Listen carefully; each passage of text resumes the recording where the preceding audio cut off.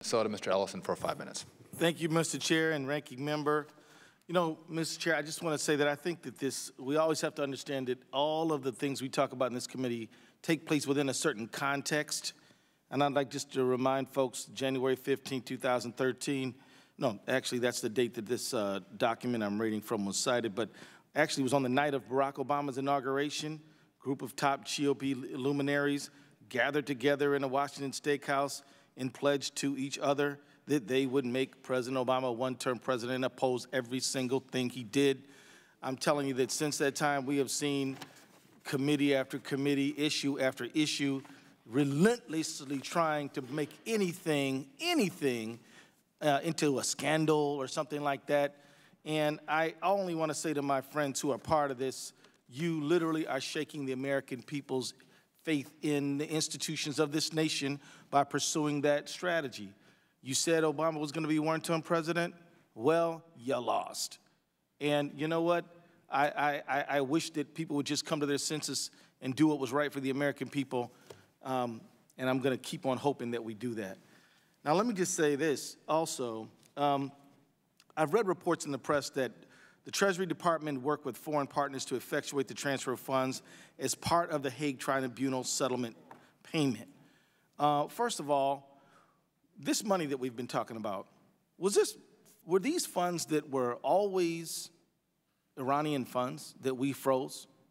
That's a question to anybody on the panel. Congressman, the $400 million that was paid immediately, those were Iranian funds in the FMS trust fund that's held in the Treasury. And why were they Iranian funds? What made them Iranian funds? These were funds that were paid into the FMS trust fund during the course of the Iranian foreign military sales program. And as I noted earlier, that was— What year?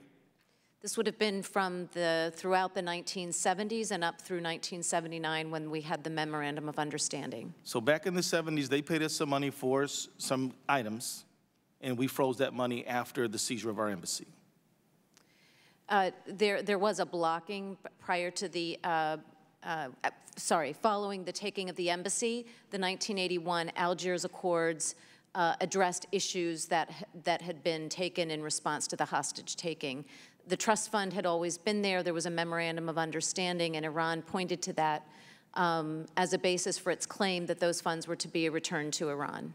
Okay, so reports indicate that you worked with both the Dutch as well as the Swiss Central Bank. Can you confirm that?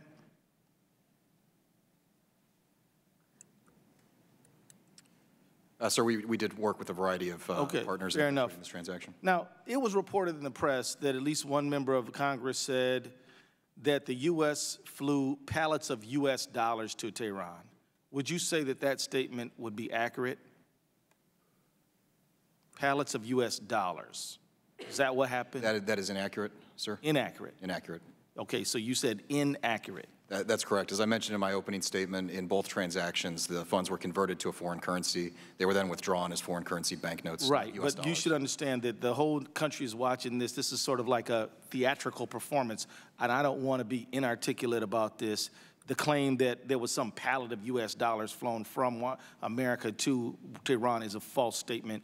And you said you used the term inaccurate, right? That's correct. U.S. dollars were not dispersed to Iran. Right, right. So can you mention what foreign financial institutions were involved? Weren't these major institutions? I mean, there's some implication that there's some shady, obscure stuff going on. Were these major reputable institutions that we're talking about who helped facilitate the transfer? Sir, what I can say is that our partners in both transactions were different central banks, national central banks. In the first transaction, it was the Swiss National Bank. In the second transaction, it was the National Bank of the Netherlands, the Dutch National Bank. Now, look, in my 38 seconds remaining, I just want to pursue this.